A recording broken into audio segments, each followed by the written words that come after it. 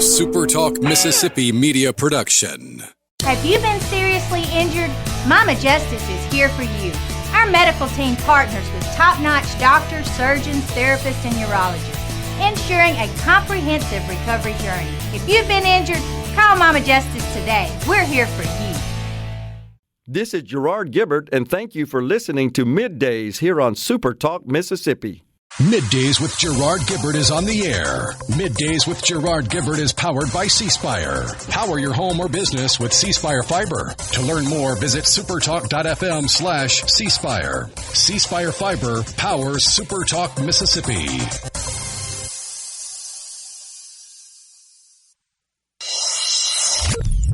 Get ready to go beyond the headlines and join a meaningful conversation with people from around the state.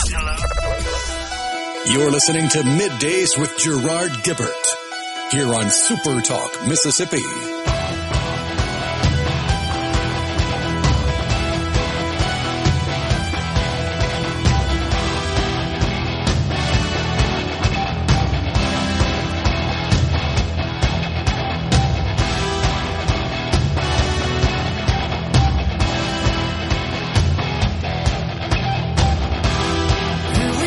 Good morning, everyone, and welcome to MidDays, SuperTalk Mississippi. I'm your host, Gerard Gibert, along with Rhino in the Element Wealth Studio, guiding you through the middle of your day with facts, fodder, and fine music. Morning there, Rhino.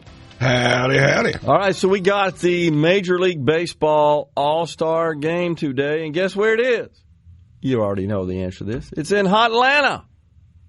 And all I could think about was 2021 when Major League Baseball went full woke on us and relocated the All-Star Game out of Atlanta, 2021, because they were concerned about Georgia voting law. You know, the one that said, you just got to at least prove to us who you are before you're able to vote. Remember all the hyperbole and the fear-mongering rhetoric? You can't give people water in line and all that kind of stuff. They played that deal to the hilt.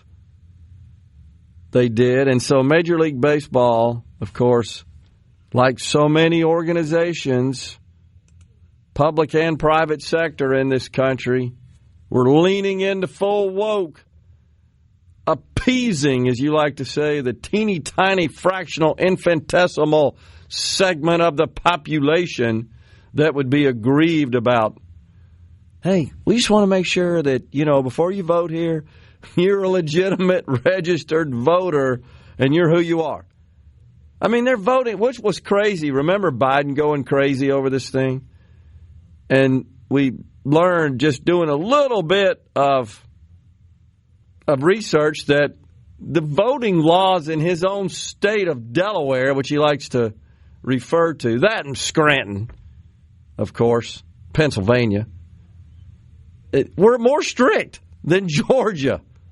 Yet he was decrying the Election Integrity Act of 2021, that a Georgia law, just a little bit more strict requirements for absentee voting, voter ID, these very risky ballot drop boxes that I don't know about those things. I'm not a big election and conspiracy theorist, but I do have concerns about these drop boxes. They just look shaky at best. Remember then the President, Joe Biden, he referred to this law as Jim Crow on steroids. But nonetheless, the law's still in place, but the game's played in Atlanta tonight. What happened? What happened to these loons? They're still loony. Okay. They just have less attention because the average Joe and society in general has gotten sick and tired of being browbeaten by idiots. And that's exactly what it was. What a dumb move it was on the part of Major League Baseball. Who do they think they're, hurting here? Well, they don't even think about that. They think they're making some sort of virtuous stand, right? Look at us. We're better than you. because we oppose this onerous voting law that just says we just want to make sure who you are. And I don't remember. There were some other minor restrictions on early voting, which is a lot more lax than what we have in Mississippi, for example, absentee voting. It was just overboard and overreaction. And, okay, we're just going to take the All-Star game. And, of course, who got hurt by them doing that? Lots of the very people they claim to be proponents of, defenders of. You know, the merchants, the stores, the shops around Atlanta, many of whom are owned by minorities. They're the ones who lost here. Is that another situation, Rhino, where a little second-order thinking is required? Feels like it. They just didn't do that, did they? Nope. Georgia, you're out. Well, the game's back tonight. Knee-jerk reactions are often the dumbest possible reaction. And never incorporate second-order thinking. They don't take the time to do that. Many of them, I don't believe, possess the skills to do that.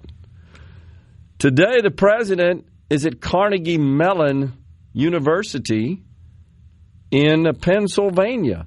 He's there with Senator Dave McCormick.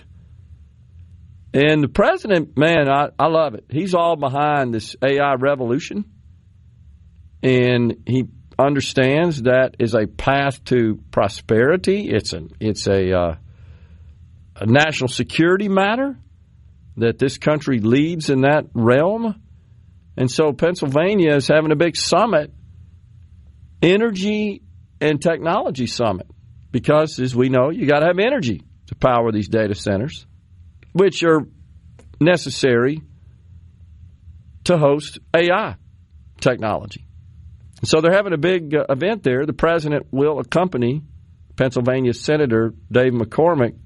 This is good stuff, man. This is good news. And so McCormick is scheduled to announce today $90 billion of investment, combination new energy production and new data center facilities in the Keystone State of Pennsylvania.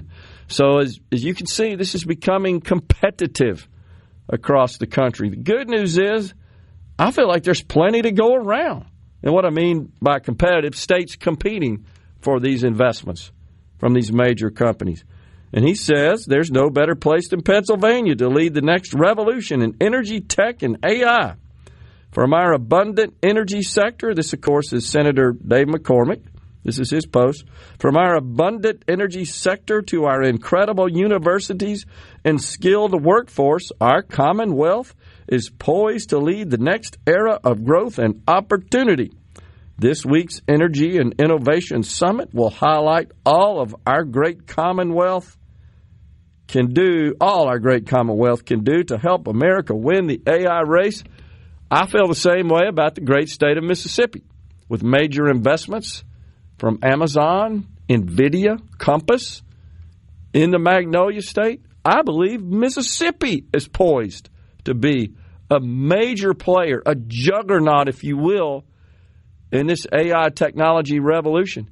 We've got tax and regulatory policy that are favorable to business. We've got plenty of land. We've got abundant energy and energy partners who are making massive investments to ensure we can power our future. We've got world-class universities cranking out these great graduates. We just ain't got no place for them to work. But that's changing. And we've got a workforce that possesses a great work ethic and are willing to learn these new skills. Amazon and NVIDIA making major investments. And along those lines, related to that, today at 10:35, we've got Dr. Brett Anderson, who is the dean of the School of Business at Belhaven. They're launching a new online AI master's program. This is fantastic. This is great. It's going to be more and more and more of that. But the president is all in on this, and I'm glad to see it. He realizes this is vital to not only our national security, but given that we're keeping our taxes low at the federal level by extending the Trump tax cuts and adding even more provisions that will cut taxes on Americans and American businesses. That does pose a problem for our deficits, sitting at around $2 trillion on an annualized rate. However, the president, I'm with him, and the administration, they maintain that economic growth is going to increase revenues to the Treasury, and that's how we're going to address these deficits. Just this morning on CNBC, Secretary of the Treasury, Scott Bessent, was crowing about the recent report from the Treasury showing that for the first time in many years, in a month, the United States produced a surplus. There are a lot of factors involved in that. You've heard that the increase in tariff revenue is certainly a factor, no doubt. But overall receipts to the Treasury, that's what you got to look at, coming from an increase in income taxes and payroll taxes, not because taxes went up, because wages went up. So, yeah, you're going to pay more into the Treasury if you are making more money, but you still got more take-home pay. That's how you do it, guys. We're coming right back in the Element Wealth studio.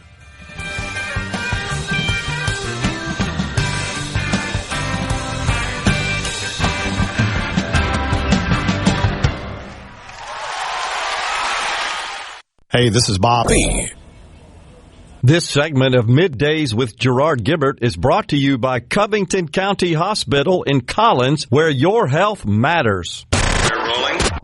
Middays with Gerard Gibert. What? This is so Awesome. On SuperTalk Mississippi.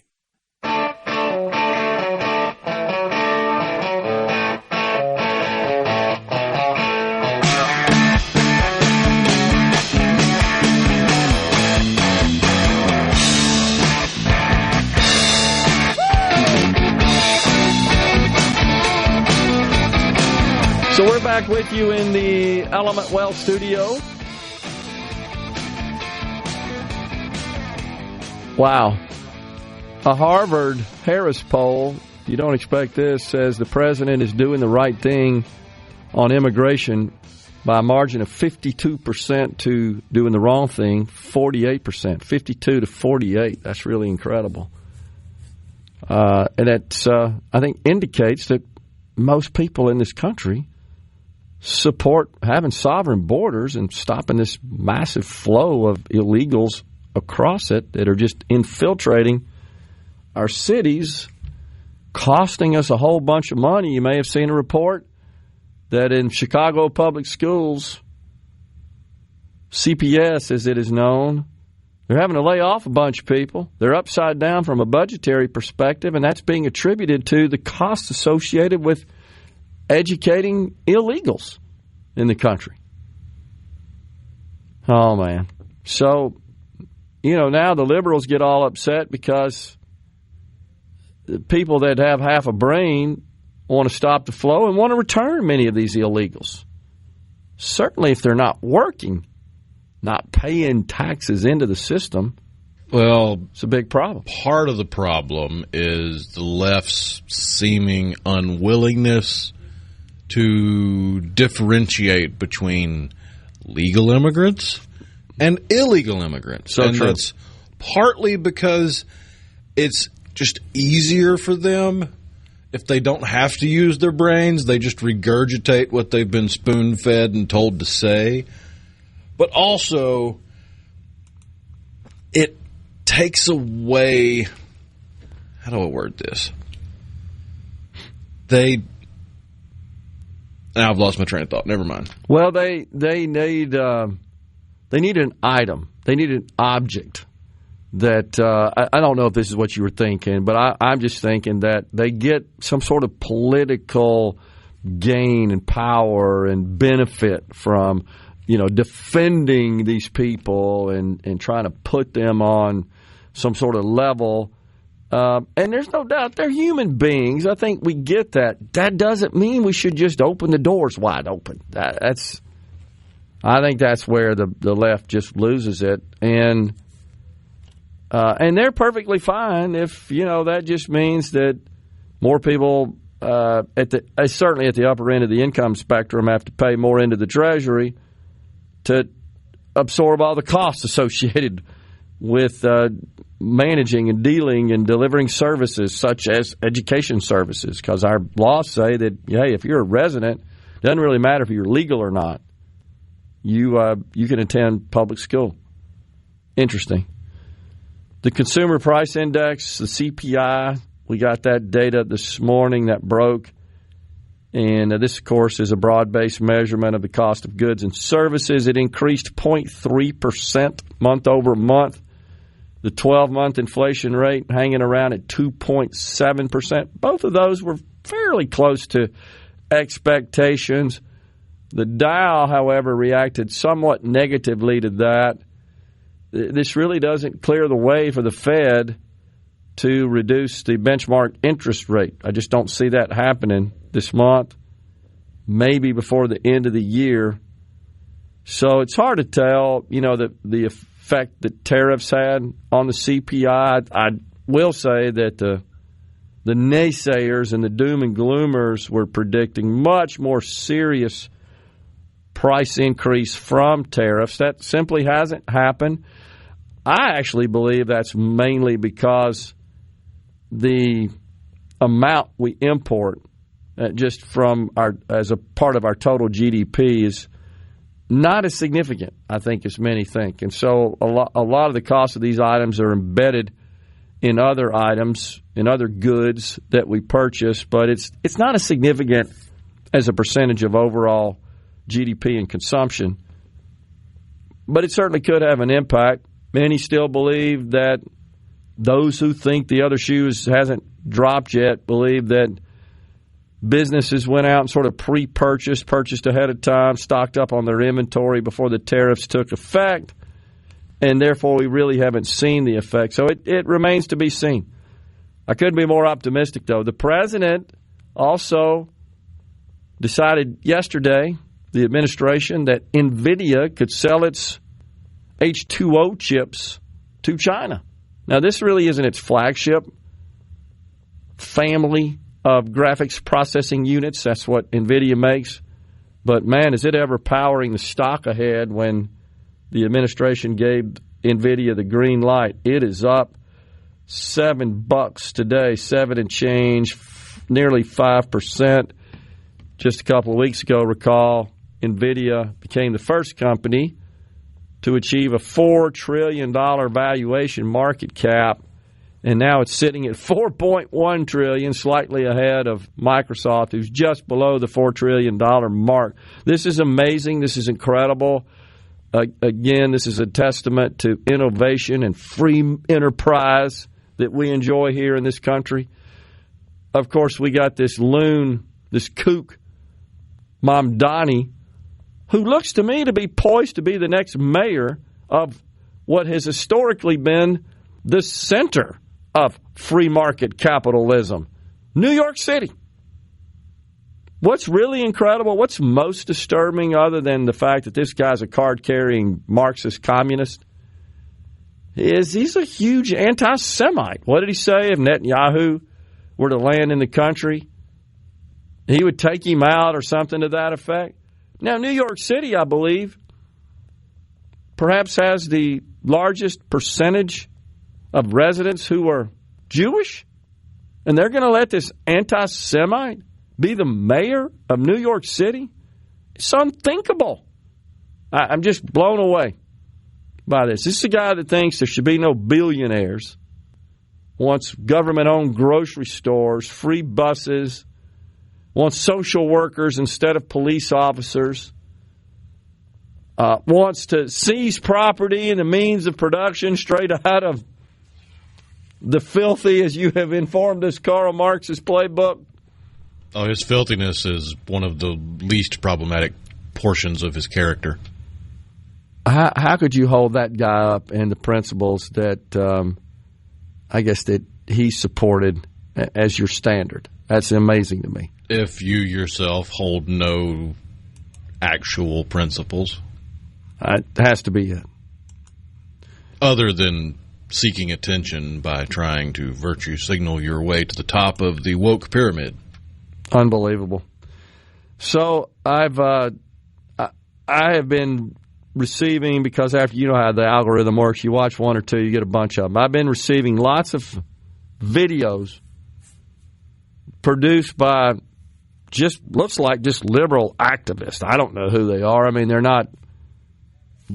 not like famous or anything. They're not celebrities, but they decide they're going to go out and produce these videos, and they're just railing about the big beautiful bill. And there's one I'd love to play for you folks, but this young lady here, and I say young lady, I'm saying she's late 20s, early 30s. That's young to me. She just has to incorporate a number of words in her little tirade that we can't play on the air.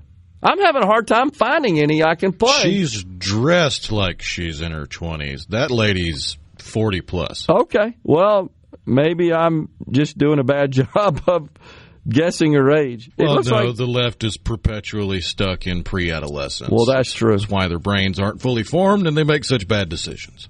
She's also got that T-shirt she has on. It looks to me like that says Indiana University, right? That's IU, the IU logo on. But she says that, hey, the waste, fraud, abuse, why do you care about that? By the way, she's addressing folks like me and you, people that would consider ourselves conservative, who support the president and the legislation that just enacted the big, beautiful bill. She says, you shouldn't care about the fraud, waste, and abuse. You should care about this is what she tells people. Follow me here. Your tax money going to billionaires. Once again, someone else that says literally, implying, insinuating, there's like a transfer of money out of our bank accounts to billionaires. That's the way they describe it. And I want to say once again, the tax structure, the way taxes are computed and levied, did not change from a personal perspective, except tips, overtime, and seniors who make less than $150,000 a year. If they're married, $75,000 if they're single. That's it. Nothing more. It's not like this massive new tax cut just went to billionaires. That's just a flat-out lie. We're stepping aside, coming right back with Dr. Brett Anderson from Belhaven. From the Seabrook P. Adoring fans, it's time for Middays with Gerard Gibert on SuperTalk Mississippi.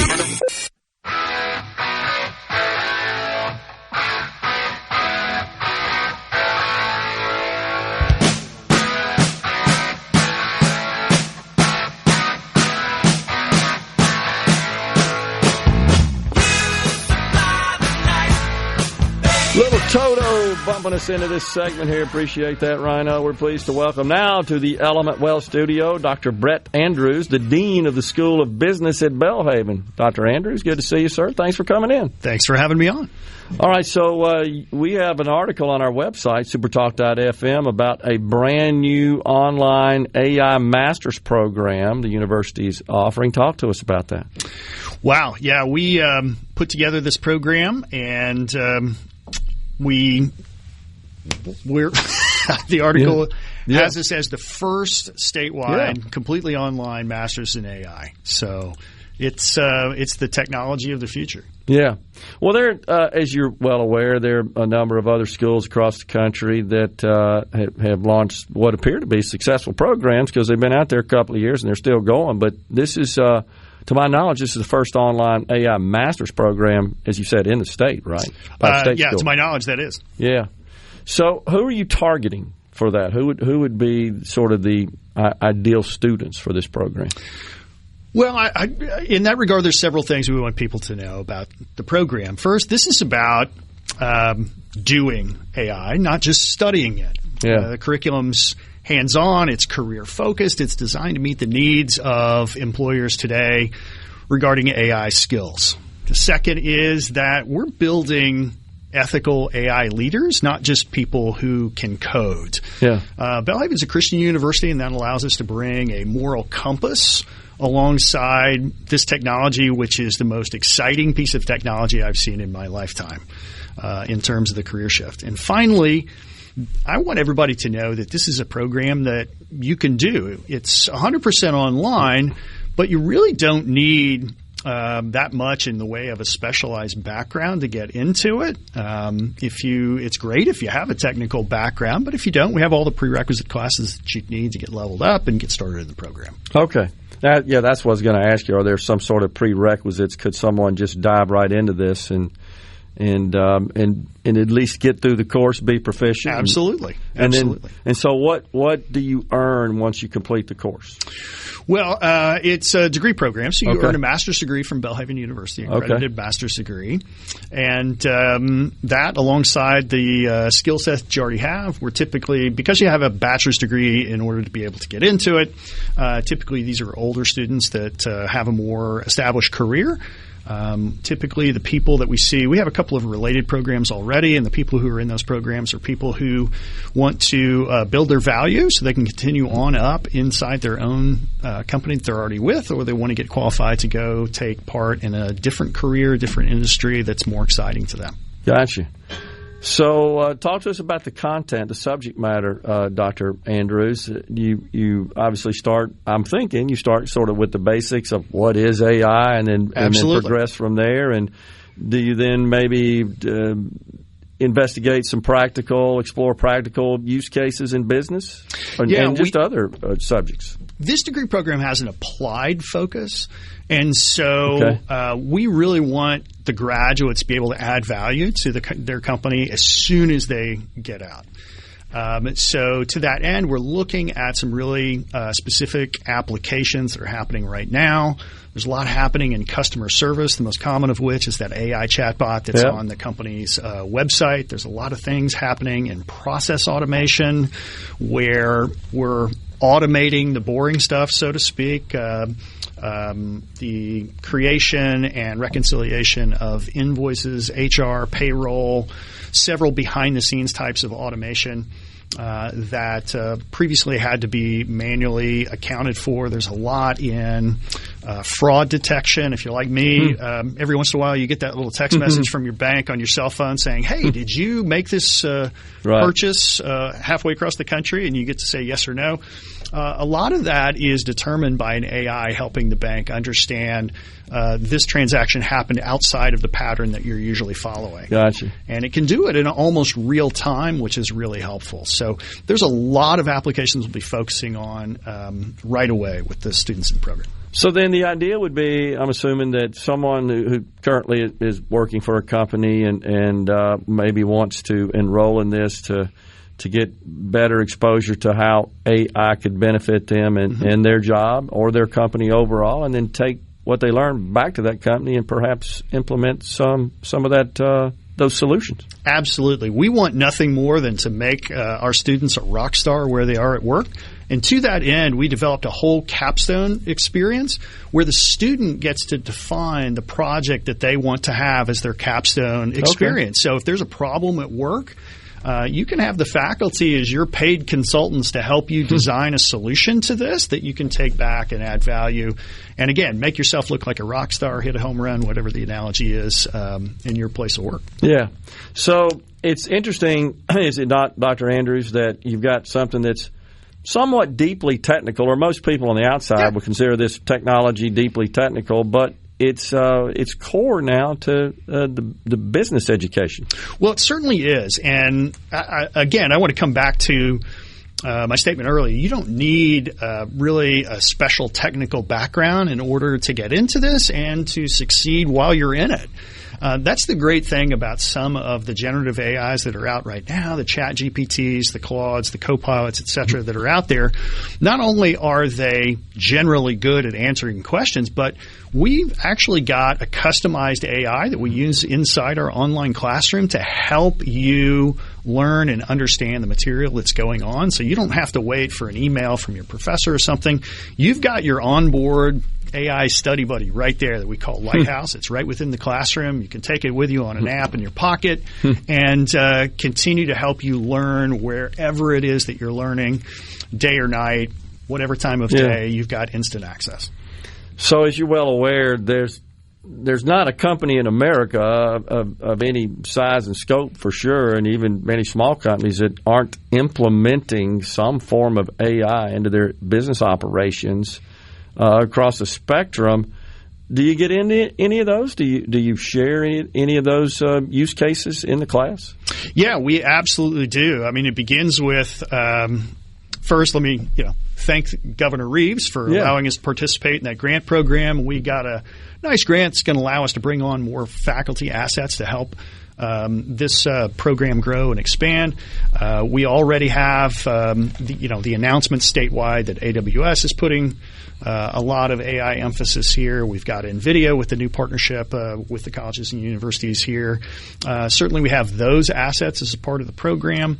But yes, we have certain case studies that we're developing that are current applications from different companies related to the content of a particular class and techniques that we teach in it. Okay. I find that fascinating, just reading and understanding how some of these companies are actually putting it to work. One example that I'll often use in my little speaking engagements is Walmart, how they've implemented an AI bot, if you will, that handles all the negotiating of contracts with their vendors. And they say they've achieved better terms and lower pricing, as opposed to payment terms and lower pricing than their human predecessors did in that endeavor.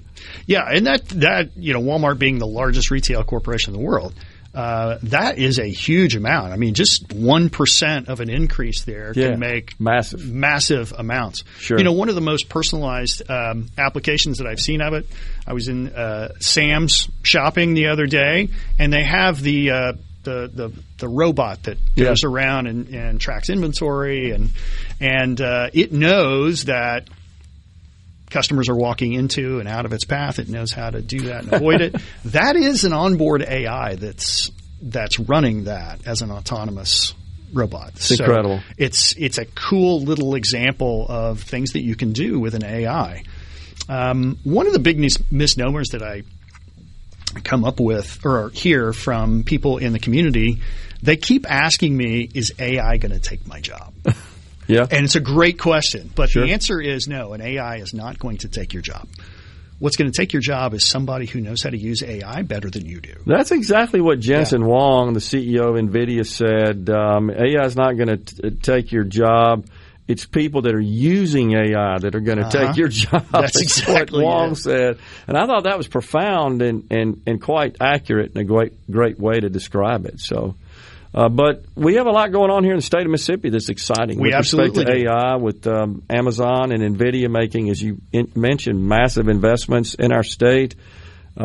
Oracle's another one I've been keeping an eye on. They're making major investments and advances as well. I think some 100 data centers under construction Oracle has right now. So, and that is just a massive investment, not just across the one company, but it's other companies as well. They're making these massive investments because they see how much this is going to be used in the future and the trends, and they're trying to get prepared in advance for it. And so what Belhaven's trying to do is bring along this education for everybody else to get them prepared to line up with the needs of the marketplace when they graduate. Before we go, Dr. Andrews, real quick, tell the folks how they can find out more. You bet. Go to belhaven.edu and just look under our grad programs. The AI program will be prominently displayed there. Or you can just go to the website and type in my name in the search bar, send me a message, and be happy to get right back with you. Dr. Brett Andrews, Dean of the School of Business at Belhaven University, has been our guest. Appreciate you coming in, Dr. Andrews. Thanks so much. I enjoyed it. We're coming right back in the Element Well studio.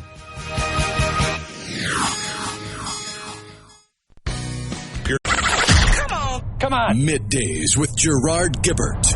All right, we are back on SuperTalk Mississippi.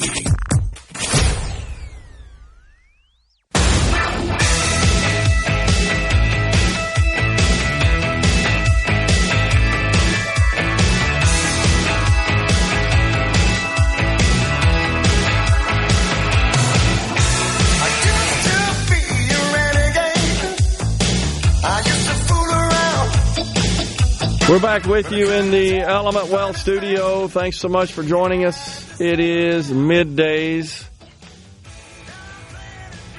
Let's see, on the C Spire text line, what do we got here? Tim and McGee said they need to ask the NFL how it worked out when they got wrapped up in all that politics, even though they're still number one in the ratings, but some of their longtime viewers will never come back. Yeah, it does seem like most people are just kind of over it and have forgotten it. It was kind of shocking at first, I guess. But I'm not really sure if that really means anything. We'll see where all that goes. Chad Van Cleve says, speaking of woke, went to a couple of kids' birthday parties this past weekend. These young parents don't require kids to open birthday presents at the party because they feel uncomfortable being the center of attention. We didn't say a word but talked about it the entire way home. We all have to do stuff we don't want to every day. I couldn't wait to open presents. Simple life lessons. Open the presents and say thank you. Wow. That's crazy. Being the center of attention, it's your birthday. I mean, that's the day that you should be able to be the center of attention. It's one day a year. It's no big deal. Because guess what? All the other kids there, they get their day as well. Normally, when I was growing up, at least you went to each other's birthday party. Celebrated with them. I mean, I admittedly am not a parent and don't have a whole heck of a lot of experience with children, but the vast majority of children I've been around seem to have wanted to have my undivided attention. Right. They wanted to be the center of attention. Right. Kirk from Columbus says, when you have bad ground, you can grow bad seeds. New York deserves what they reap. Yeah, I hear you, Kirk, but there's 8 million people in New York. There are more people in New York that think like you and I do than there are in the whole state of Mississippi. That's just the truth. It's a numbers game. So the problem is they're outnumbered by crazy people. And so the good people and the people that have half a brain and believe in free markets and conservative principles, they're just unfortunately overrun. It's not by a lot, but it's enough to control the government. And they don't get their voice heard. There's no doubt that would be a problem 20 years ago, even 10 years ago. They don't have to be in New York to do business anymore. Well, that's true, but it's a little difficult just to uproot all that. If it gets bad enough, it's exactly what they're going to do, though. Well, I think that's already underway. I agree with you. So, I mean, just look at what's the one that's making the rounds on social media recently? Was it Seattle that reported their payroll taxes are down something like $47 million because they passed the quote-unquote Amazon tax to tax corporate taxes and payroll taxes and more? Yeah, they had some crazy corporate tax in the city of Seattle that I think we talked about it here on the show. We knew it was crazy when they introduced it, that it was going to cause an outflow of companies. And it has. Yeah, and so that's what's going on. If there's a possible silver lining here to this Mondami perhaps advancing to become the mayor of New York City, America's largest city, I feel like that would be so disastrous. It would put that experiment to bed. I think people are expecting something that he's not going to be able to deliver, and they're believing in that today, but once in office, things will get worse. Some of it, honestly, I believe is just because there's just not good competition. It's hard to believe in a city of 8 million people that can't find somebody better. I mean, it's Cuomo, who now, you saw this yesterday, he's announced that he, after being defeated rather soundly by Mondami in the primary, he's going to run as an independent. You saw that. And you got the current mayor, Eric Adams, who really doesn't excite. And then you've got the Guardian Angels guy running as a Republican that's, has about 14% of the vote. And he's a good guy. He just doesn't excite. They need somebody with the kind of energy and physical appearance. That's what a lot of what's driving things in favor of Mondami is. People are sort of ignoring what he believes and paying more attention to his appearance, his energy, his speaking, not the content of his speaking, but just his ability to excite a crowd. And I think that's how he's getting a lot of support. People don't really know. And they're not thinking about his anti-Semite positions either. So we're going to step aside for a break right now. It's time for Fox News and SuperTalk News. In the next hour at 11:20, it's Michael Borkey, host of SportsTalk Mississippi. He's in Atlanta for SEC Media Days.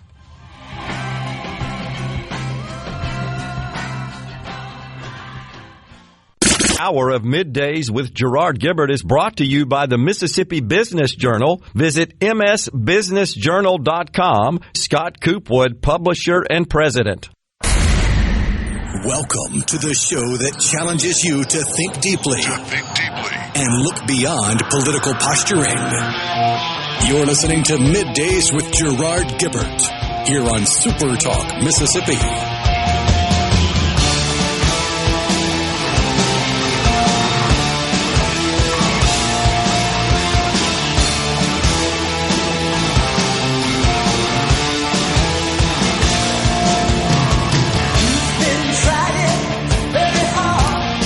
Welcome back, everyone. It's Middays. We are in the Element Well studio. Michael Borkey, host of Sports Talk Mississippi, will be with us at 11:20.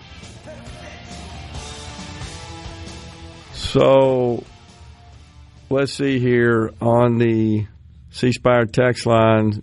Philip in Walthall County says, view the old Monty Python skit featuring the Office of Insults. No need for profanity. Yeah, that would have been more palatable. We just can't play this stuff from these crazy people that comes across. It's just full of expletives and vulgarity and profanity. I don't know why they insist on incorporating that sort of language. I don't feel like it adds to their message. It just makes them look stupid.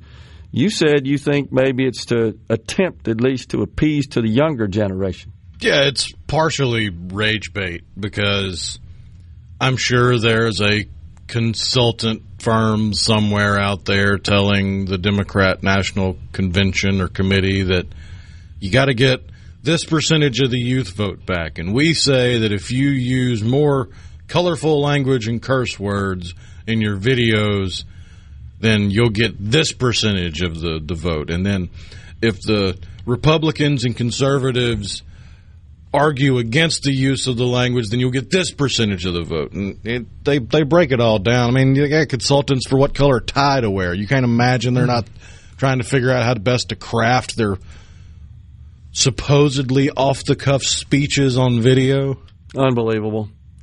Well, this particular person is the one who is railing on the tax cuts and the budget bill, essentially. I wouldn't even call them tax cuts. That's what they're calling them, because they really, again, I think it's important to recognize that this bill, first and foremost and primarily, simply extends the current tax environment. It really no change. And so the vast majority of Americans out there, no matter what your income is, you won't see a big change in your tax bill if you have one. Certainly not if you're a billionaire, because the couple of changes, the three major changes in the individual income tax provisions, won't affect those folks. I seriously doubt there are any billionaires out there that earn tips. If there are, unless all their money is in assets and they're no longer earning enough money to cross the threshold where the tips deduction doesn't apply, I mean, that would just be impossible, it would appear. Same with overtime. And then, of course, the deduction, the additional standard deduction that is going to be allowed for those over 65.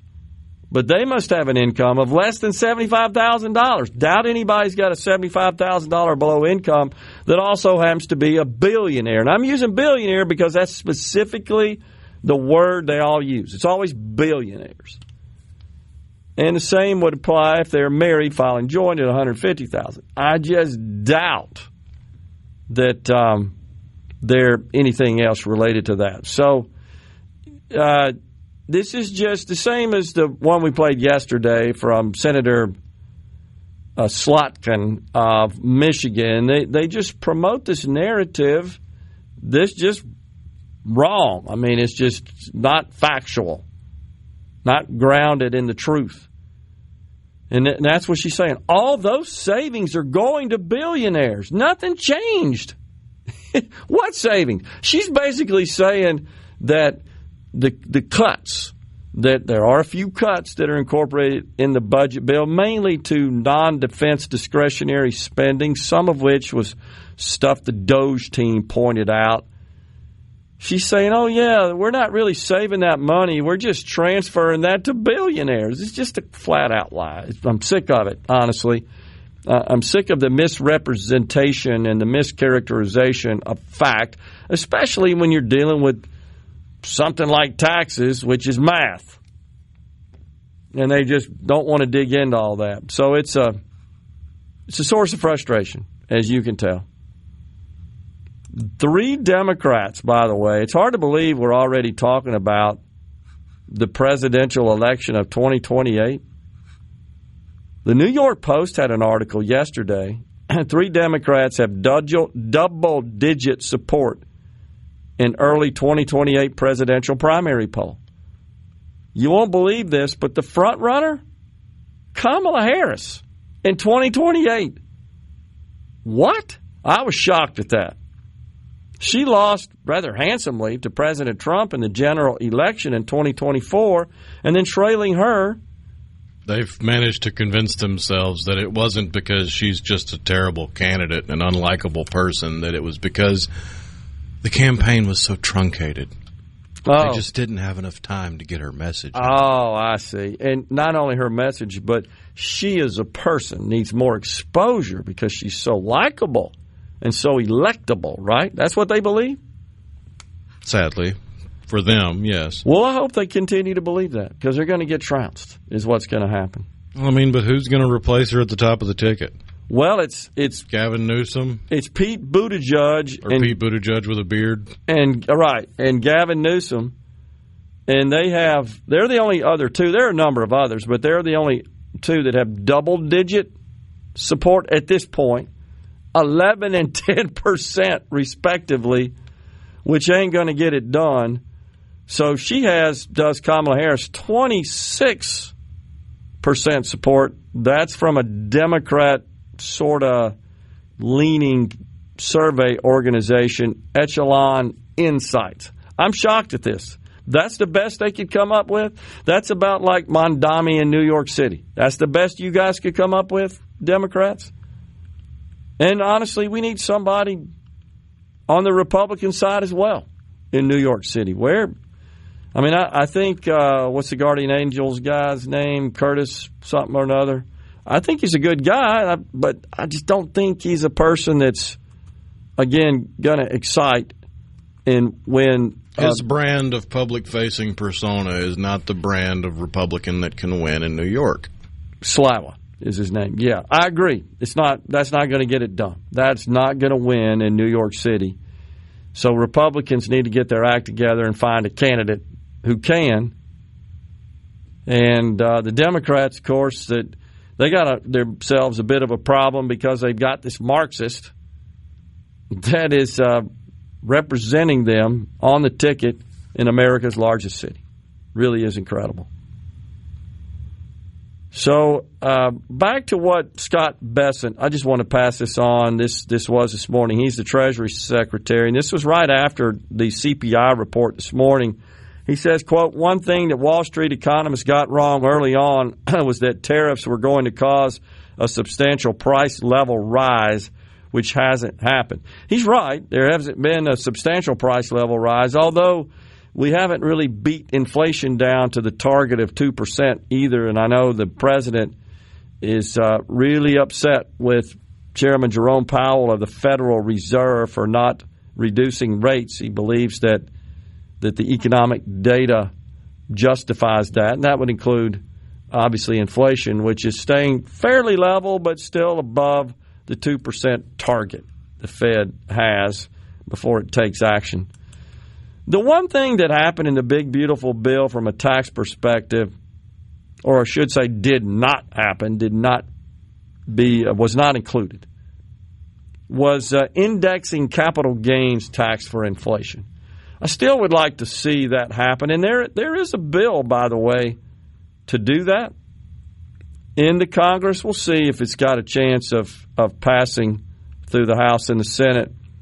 And essentially, all that really means is that if you buy an asset today, let's say a stock, and you pay $1 for it, and 10 years from now it's had a handsome gain and you want to sell it, take some profit, that your capital gain, the difference between what you paid for it, what you sold it for, would be taxed at capital gain rates. Well, if your initial purchase was indexed for inflation, your basis would be written up. So if you paid $1 for the stock, but inflation is such that over that 10-year period, now that dollar's worth 90 cents, we've seen the value of the dollar decrease. Well, your initial purchase of stock would be indexed accordingly, and thus your gain would be reduced, and so would your tax liability. So I think that would be good policy. That was not included in the big, beautiful bill, but hopefully there's still an interest in enacting such policy. I think that would be fantastic from an economic growth perspective. You'd see more money pour into equities, more innovation, more job creation, more investment. Coming right back with Michael Borkey, host of Sports Talk Mississippi.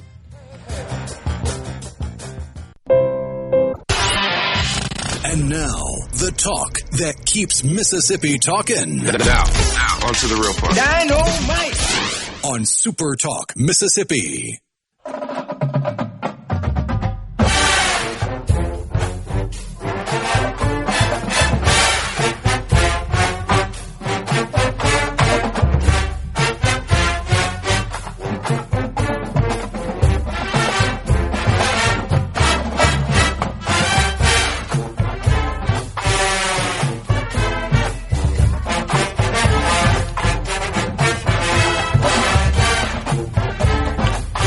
Welcome back, everyone. It's Middays from the Element Well studio. We welcome now Michael Borkey, host of Sports Talk Mississippi, live from Atlanta, Georgia. What's going on there, Michael? Man, we've been working nonstop since this morning. Even Richard Cross is working right now. Good. So we're busy if that's the case. What about Hey Dad? Where's he? Walking around here somewhere. I don't know what he's doing. Make sure he's working now. He got to meet a guy from the Wrestling Hall of Fame earlier, so Hey Dad's entire year has been made. I mean, this guy's here covering Texas football is what he does for a living, and Hey Dad's like, no, let's talk wrestling for 10 minutes. So our audience will get to hear that later. That's awesome. So you're over at SEC Media Days. It comes around this time of year every year. It's hard to believe, but in the not-too-distant future, college football kicks off, and that's, of course, what they're talking about. What do you got to share with us? You had Ole Miss was up yesterday. What did you learn? Ole Miss was up yesterday, and if you're looking for what did you learn about football from Lane Kiffin, like his football team, the answer is nothing, and he would prefer it that way. It's, a lot of coaches here want to talk a lot without saying anything.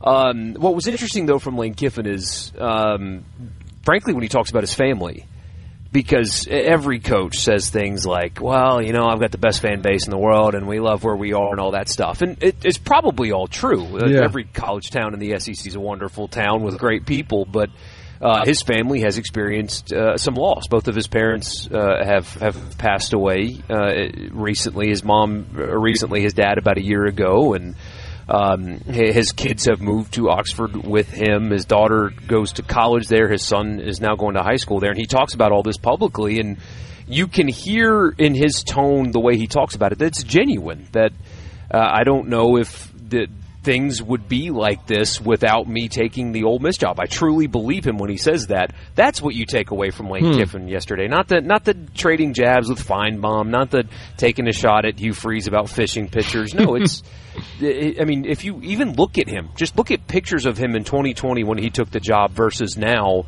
that there's been some health growth in his life, and he stood on the podium and offered you a lot of humanization. And you don't get that a lot from these guys here. Yeah, that's interesting. So I think what fans probably want to know more about is, in fact, what they're not talking about, which is, what's your football team look like? How good is your team going to be? And, you know, it's funny, we asked him, and he was just like, well, I don't know. And you probably want a better answer, but I don't know. No, it almost is a fascinating team for so many reasons. One, because of who their coach is, and they've been good, and can they maintain this level of success that they've had over the last 4 years. But they've got a young quarterback, and he is one of the more fascinating players in the league. I mean, he's 19 years old, and this is his third year in college. He's already graduated college. He's 19 years old, and Austin Simmons is not the type that is taking garbage classes just to get by. I mean, he graduated high school multiple years early because academically he was so advanced. So he's really smart, was a baseball player, but gave that up after an elbow injury. And also, you're not going to be a starting quarterback in the SEC and let your football coach have you throw pitches in the spring instead of working out with your team. But sure. He's real smart, very confident, but not like the arrogance that you can get with confidence from some people. He's very, I guess, self-assured would be the better response. He's got all of the intangible off-the-field stuff that you want in a quarterback. He's very talented. He's got the talent ceiling is incredibly high. Now the question is, can he put those two things together and be a great quarterback on the field? We'll have to see. But he has everything that you want in a starting quarterback in the SEC. He's got all of that. Checks every box. We'll see if he can actually put them together, but he's very impressive for a young guy. Mississippi State up tomorrow. What do you expect? Oh, I mean, there's so much from Mississippi State defensively that we need to hear about. And ironically, Jeff Lebby's the offensive-minded head coach, but I mean, they've got to face a lot. There are no excuses for going 2-10, in my opinion. Now, having a struggle in year one, sure, absolutely. But this was a roster that was depleted of talent compared to that of Texas and Georgia, but not Toledo, right? There was clearly some things wrong within the workings of the program last year. And to give Jeff Lebby some grace, that was his first time as a head coach as well. Yeah. So what have you learned from last offseason to this one? You've worked for some great coaches, but that was the first time you running the show. What is different for you and how you prepare and how you get a team ready than this time last year? Because State fans understand that it's still going to be tough in year two. The schedule is absolutely brutal, but it can't look like that again. Yeah, totally understand. So what about the whole NIL thing there, Michael? I mean, is that kind of in the rearview mirror now, or is this still a front and center topic? It's still a talking point because the coaches still are nobody really knows what's going to happen. Because as you know, especially in your, I guess, line of work, if you will, with your show and understanding laws and stuff like that, this House settlement that allowed the schools to pay players directly included a cap on what you can pay them. And it also included this clearinghouse run by Deloitte that the players, if they got a third-party marketing deal, would have to clear through Deloitte, and they were either confirming that, hey, you can accept this money, or denying it, and they were getting a lot of denials. And as you know, in the United States of America, if you are a legal adult and somebody wants to cap your earning potential cap your salary, cap your income, whatever it is. And if you don't agree to that, that is against the law because we live in a free country in a relatively capitalist society. So when the players did not have a seat at this table, when they did not agree to this, and you try to cap their earning and cap their ability to move and cap their ability to market themselves, that opens yourself up to lawsuits. And we are not even a month into the House settlement being approved, and there's already some lawyers and stuff saying, hey, you better stop denying these deals, because if you do, we're going to take you to court and we will win. Man. Because they will take them to court and they will win until you give them a seat at the table or until you get Congress to grant them an antitrust exemption. You can't deny income for people that don't agree to that. And so I don't know why they keep trying to do these things, because they get sued and they lose. But here we are again, Gerard, that they're already backing off because lawsuits have been threatened, and they know that in court in the United States that doesn't hold up. Do you sense that coaches and programs are sort of getting accustomed to this environment, or are they still kind of grousing about it?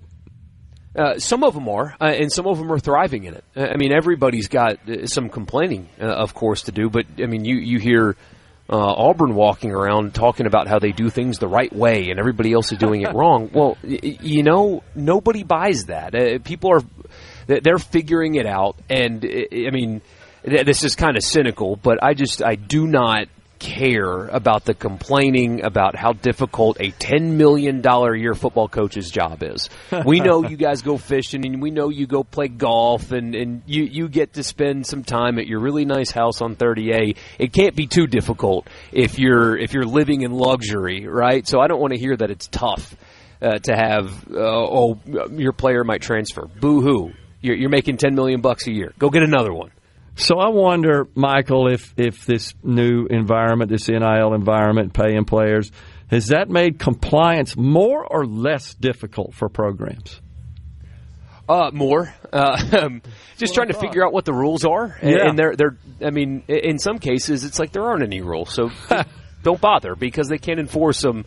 One day they will figure it out. Yeah. It's not going to go through Congress. It's something that you follow, but you've already had members of Congress say, this bill that's coming through, that ain't happening. Yeah. So don't even bother, because we're not giving antitrust exemption to college football. It's not happening, so don't bother. Unbelievable. They'll figure it out one day, and it'll all be fine. But in the meantime, they're going to double and triple down on, we're going to put these caps in place, and then we'll get sued, and then we'll try again.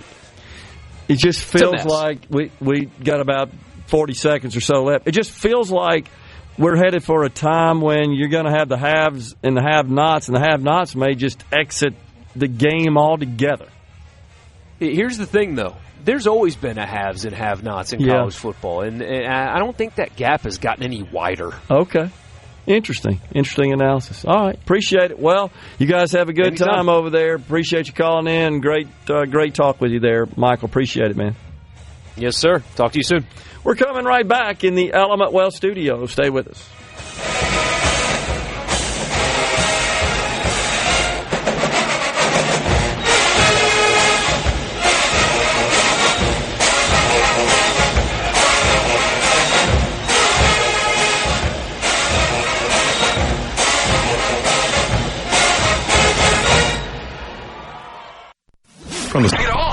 Middays with Gerard Gibert. It is on SuperTalk Mississippi.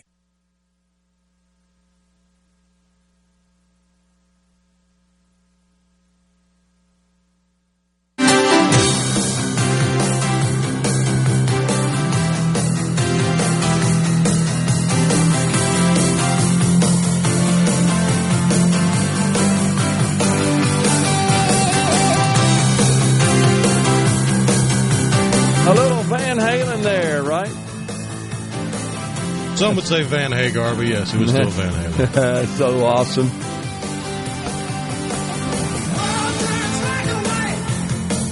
That's one of those good ones to drive to. Oh, yeah. That'll get you going on it. You just got to be careful with the speed limit. Yeah, you're right. And a great video back when videos were sort of good. That was another good one for, remember the old pop-up videos? Oh, yeah. That one. Pop-up video. Yeah. That one was one of the first, I think, that was done as a pop-up video, and there's all kinds of little trivia embedded in it, in the pop-ups, which is what made them interesting. And while you watched them, you learned stuff you didn't know about the band members and just the situation involved with recording the videos. And like Meatloaf's I Would Do Anything for Love. Yeah. I won't do that. They made sure to put in the little pop-up bubble that nobody knows what he won't do. Yeah, that's right. Although it's kind of implied that it's just, I would do anything for love except not love you, is my interpretation. I'm pretty sure that's the right interpretation. Pretty cool, though. So folks are asking, at least Thompson Greenwood, why Republicans are blocking the Democrats' effort to force the release of the Epstein files. I don't know, but several did vote against it. This just happened a little while ago. There's a distinct difference between the files and a quote-unquote list. That's exactly what Pam Bondi said. Porn. Yeah, and that's what Pam Bondi has indicated. That the thing that does perplex a bit is when she said, yeah, when I said that I had the files, I was really talking about a folder that was on my desk that ostensibly contained a list, and I was going to get to it. Now, I don't know. It seems like that's a high-profile enough case that if a file were delivered to your desk, you'd drop everything concerning the Epstein situation and jump on that immediately. That didn't happen. So she's coming under fire for that. What's the latest on Dan Bongino? Did he show up for work today? We don't know. I have no idea. I think he no-showed yesterday, and there rumors are that he's going to resign over this, that Well, there was reporting that there was a dust-up between he and Bondi. Yeah, that's right. And that, paraphrasing, it was her or me. Yeah, that's what Bongino said. So, but they voted down this, I guess it's a rule is what it was. It was an amendment in the Rules Committee in the House that would have allowed Congress to vote on whether the evidence, which, as you said, the evidence they're talking about are cassettes and DVDs and CDs and just other materials that, in both digital and printed form, is my understanding, including a CD labeled Girl Picks Nude Book 4.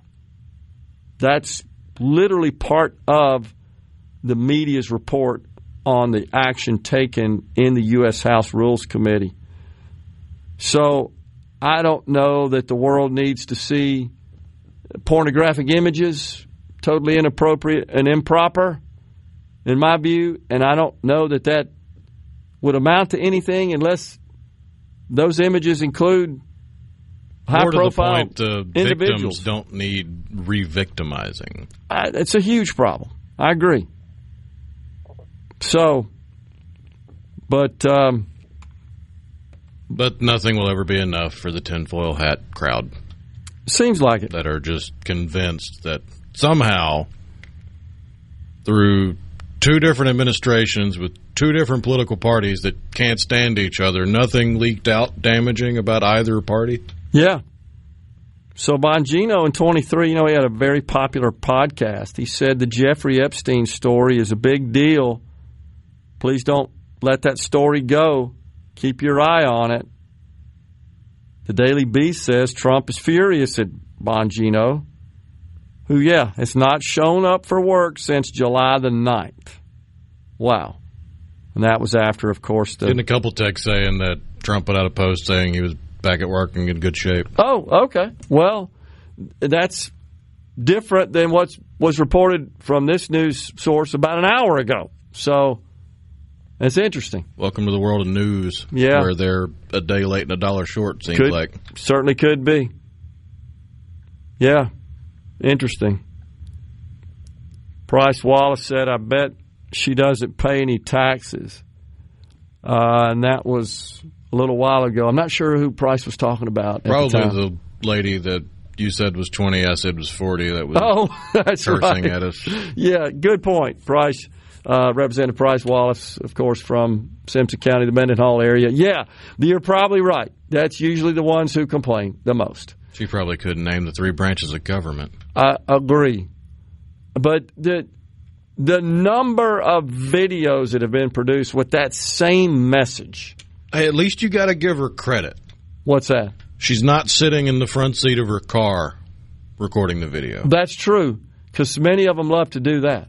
There's another one called Politics. All the emotional breakdowns in the front seat of the vehicle. Front seat of the car. There's another one that I catch that's super flaming liberal called Politics Girl. She records hers in her kitchen. She'll stand behind a counter, and the camera's focused on her. You can see the counter, and a refrigerator in the background. She's in the kitchen. And she spouts all kinds of nonsense about this as well. It's incredible. But the message clearly is the billionaires got these tax breaks, and I just want to remind everyone, once again, I know I'm beating this horse to death, nothing changed. The same tax environment that existed during Joe Biden's 4 years and 3 of President Trump's is being extended. No changes, except for those 3 major exceptions, which are minor at a minimum, and they're also temporary. The tips, the overtime, the additional senior deduction, you get 4 years of that. Expires at the end of 28, is retroactive in 25.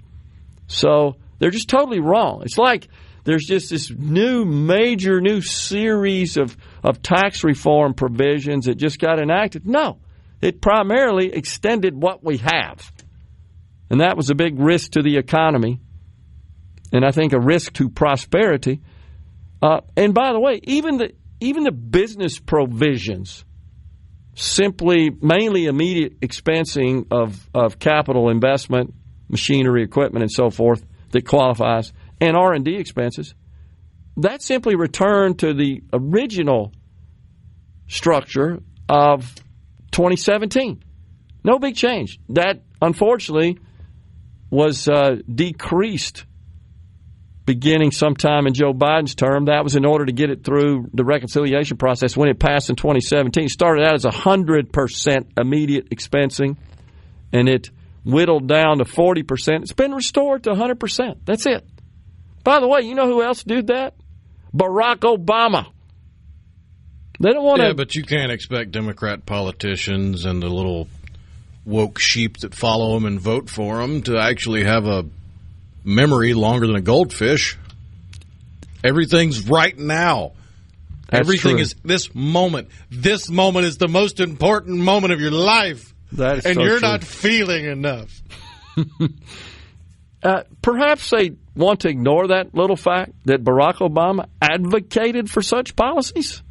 He also advocated for a sovereign bordered nation as well, did he not? Yep. Said that was a problem.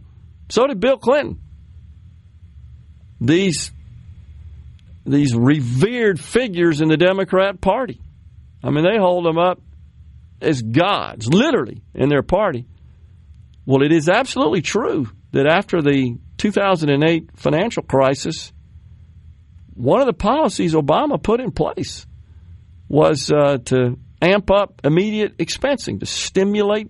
It's what it does. It stimulates business investment.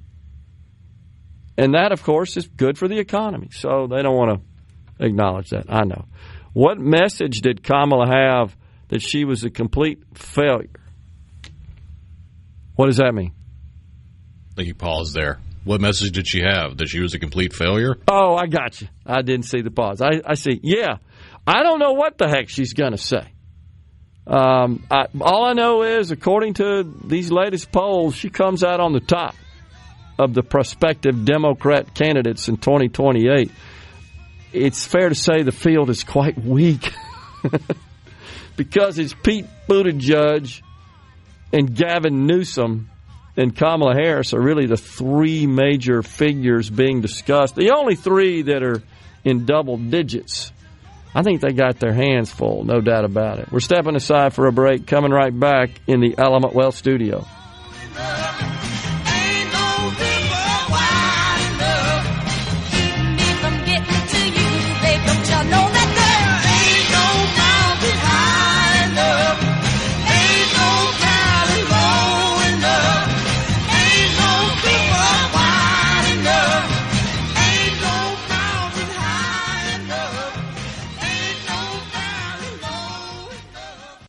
Up a You know what that means. Middays with Gerard Gibert. We'll do it live On SuperTalk Mississippi.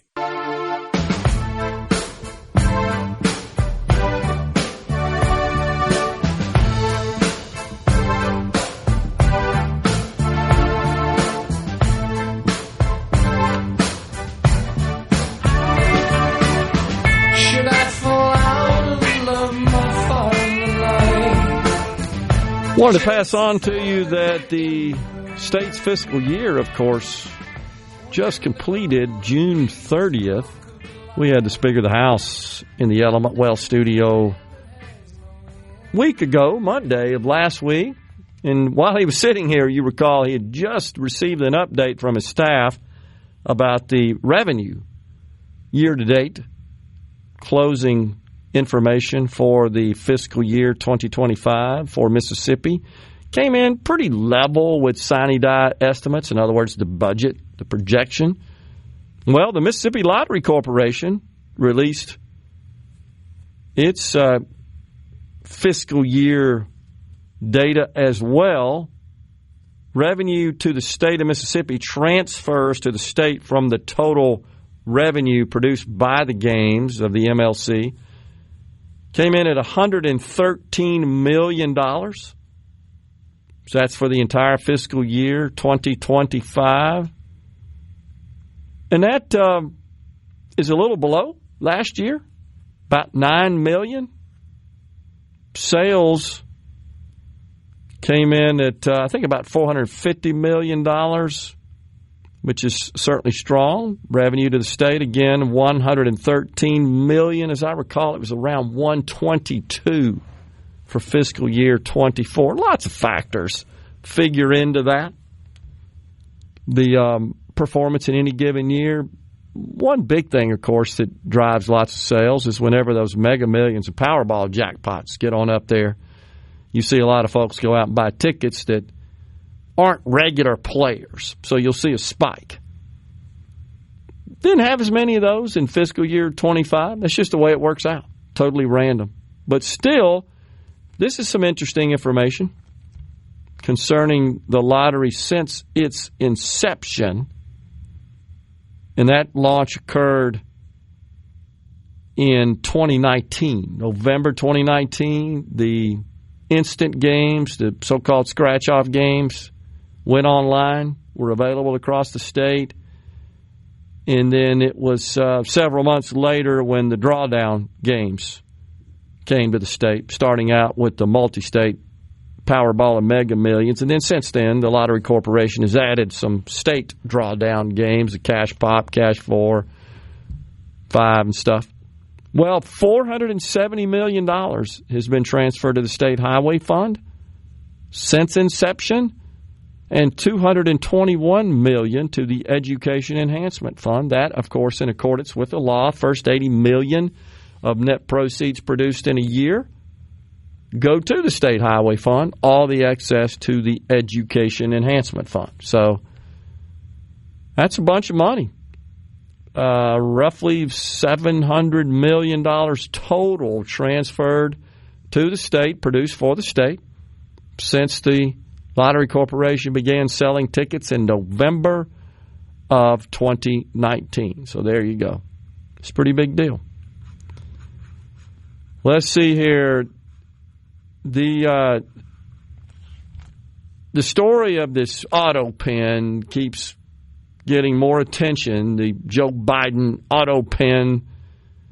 And it's amazing how the left is pushing back on that and maintains that he was of full faculties on every single signature, right? He was involved, and he personally was seeing that these documents were properly signed with his authority. So, please explain this to the folks. Some of these nutcases, they always got to have a whataboutism, right? So this is like a classic whataboutism, that there's some folks that are contending that the lead investigator in the House of this whole situation, trying to get to the bottom of this ordeal, that Joe Biden used an auto pen, or his administration, his presidency used an auto pen that was maybe controlled and authorized by someone other than the president himself, or could be multiple others than the president himself. Well, Representative James Comer, he's the chairman of the Committee on Oversight and Government Reform. He's the one that is investigating this situation. Well, so there are nuts out there that are saying, oh, look, we got it. James Comer himself was using an auto pen to sign documents. It turns out it was just a simple DocuSign or Adobe. A digital signature tool. Yeah. I mean, there's nothing new there. I do that constantly in my role with Makita. I sign vouchers once a week, packages of them. I'm using the digital signature, but I'm controlling every dang signature. Welcome to the mental deficit caused by Trump derangement syndrome at NBC News. That's just dumb. They're showing their ignorance here. That's not even remotely close to the same. This isn't a machine that on its own accord, being operated by some other party, is signing these critical documents. Fox News, SuperTalk News next, and then we're coming back with an hour. Get ready to go beyond the headlines and join a meaningful conversation with people from around the state. Hello? You're listening to Middays with Gerard Gibert here on SuperTalk Mississippi.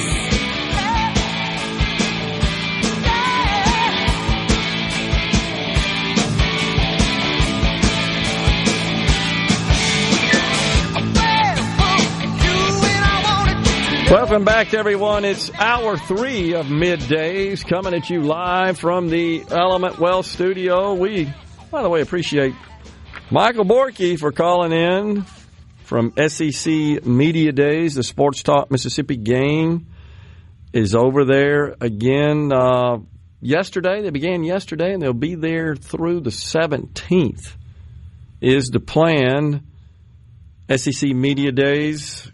We got Auburn, Georgia, Tennessee, and Texas will be taking the center stage. Get some information from them. We wanted to pass on that the SEC Media Days broadcast from Atlanta, brought to you by Pearl River Resort, Trustmark Bank, Cannon Ford Lincoln in Starkville, Cleveland and Pascagoula, Covington County Hospital, Mississippi Farm Bureau, and Gentile Apparel. So we appreciate those fine companies for sponsoring Sports Talk Mississippi SEC Media Days. It just never ceases to amaze the lengths to which the leftist media and the Democrats in this country will go just to play this whataboutism game, this story we were just sharing, that they're all up in arms and pointing a big whataboutism to the fact that chairman of the Committee on Oversight and Government Reform in the U.S. House, that would be the committee responsible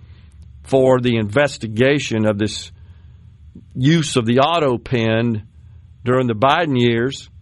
That's James Comer. It turns out that he does what millions of people across the world do on a daily basis. That is, they use digital signature tool technology to sign documents. You would think the left would embrace this, Rhino, because doesn't it save trees?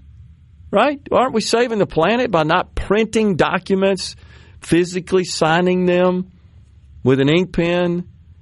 and then making copies of them for everybody. Aren't we like? And that's what the vast majority of these digital signatures were on copies of letters sent to department heads within the government. So what? It's a digital signature. That's not an auto pen. That is completely separate. That is different. Also, the legal requirements for a signature on a copy of a letter sent to a department head are distinctly different than the constitutional requirements for the president to pardon someone. It's absolutely true, and also requires that all parties agree to the use of the digital signature technology, that it is binding in accordance with law and so forth. So it truly is an electronic substitute for a physical signature.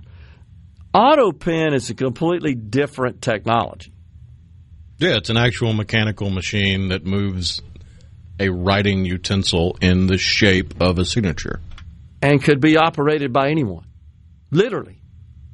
Whereas digital You'll have signature, a hard time convincing most sane people that Biden was in his full faculties, let alone aware of everything going on in his administration. No way that guy was managing the auto pen. Which that's become my favorite whataboutism, is when they try to bring up, why aren't we questioning Trump's mental acuity? Oh, my gosh.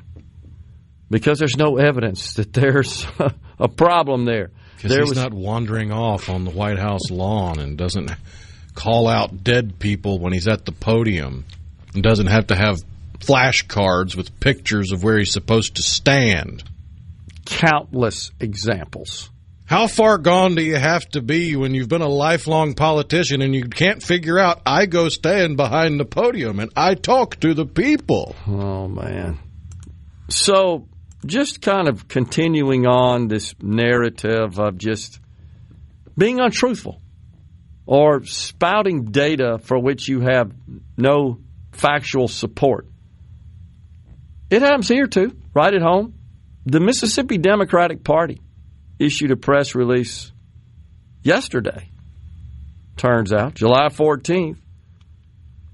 And, of course, they're taking a shot at Senator Cindy Hyde-Smith for voting for the budget reconciliation bill.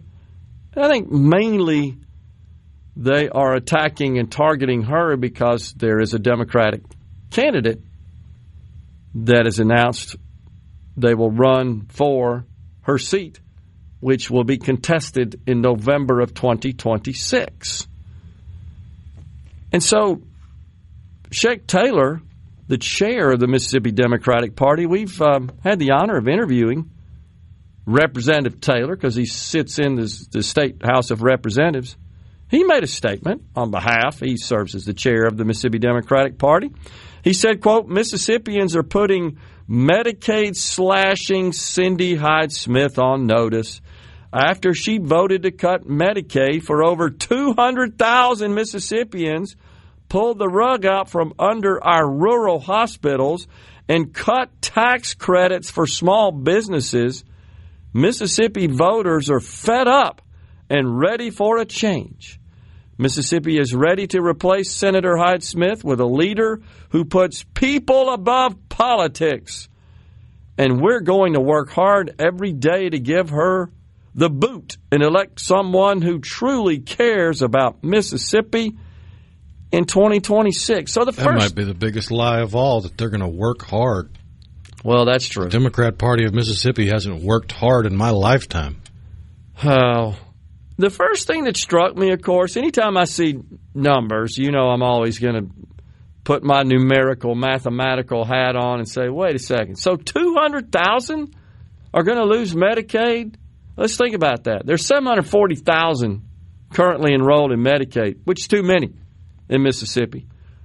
Over 400,000 of them are children. And that's fairly consistent with the ratio in other states and across the nation. But where do they come up with 200,000? And I would like for Representative Taylor, I would really enjoy the privilege of him coming on the program, I'd like to talk to him about that and find out how he came, what the math is behind that, how he came up with that figure of 200,000. And here's why: because you're being too generous. Well, believing they actually used math to arrive at a number instead of just, that sounds good, that's a nice big round number. Silly me. I think when you put a number in an official press release, you ought to have some way to support, substantiate that figure.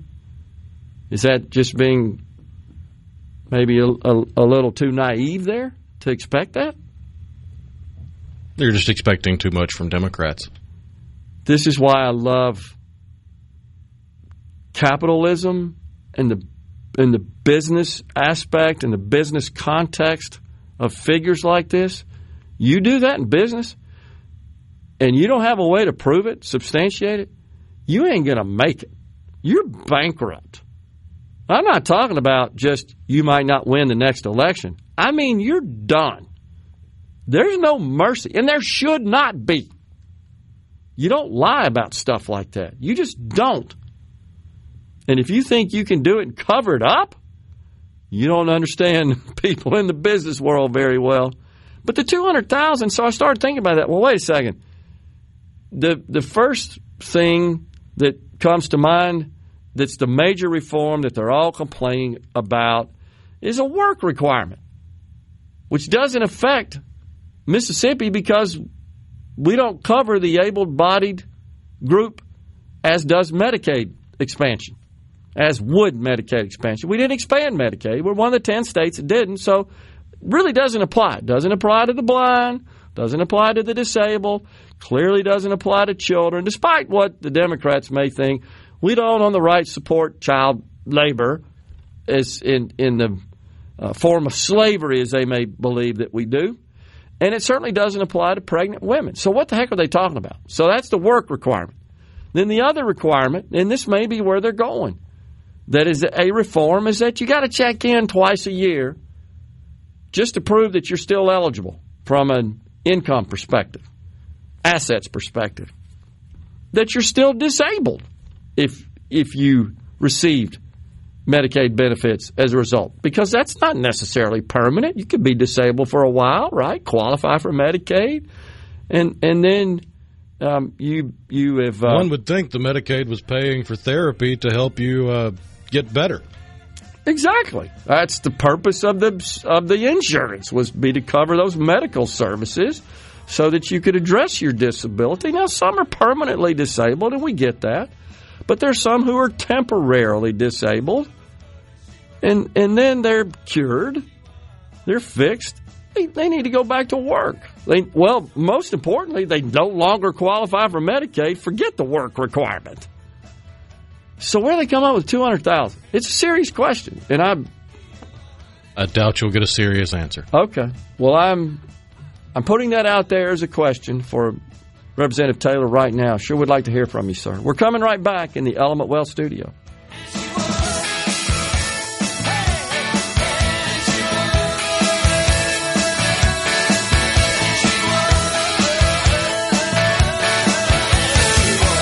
Hey, this is Bob. It's so awesome! Middays with Gerard Gibert. Come on, let's get on with the show! On SuperTalk Mississippi.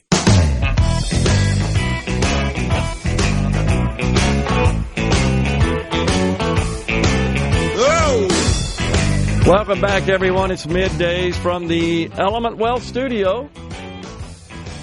Go to myelementwealth.com or call 601-957-6006 to let Element Wealth help you find your balance between income growth and guarantees. The Dow has dropped even a bit further than when we reported it to you at the top of the show. It's down 354 points at the present. The NASDAQ still in the green, driven mainly by NVIDIA, which is having a record day. It's awesome. They received clearance from the Trump administration, did the chip maker, to sell their H2O chips to China. So that was something that, honestly, when it was announced that was banned, that dragged the stock down. I mean, it's just a smaller market for them, losing out on an addressable market.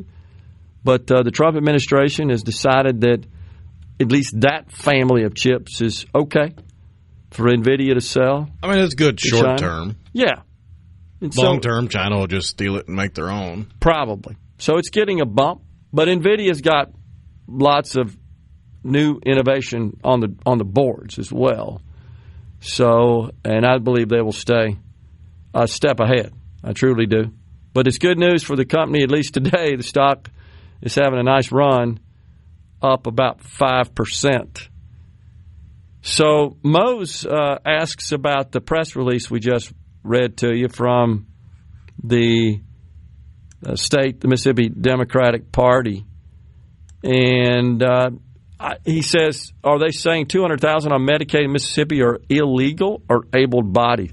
It doesn't really say, Mose, and that's honestly the purpose of me posing this as a question to the person who made that statement, who's the chair of the Mississippi Democratic Party, Representative Sheck Taylor.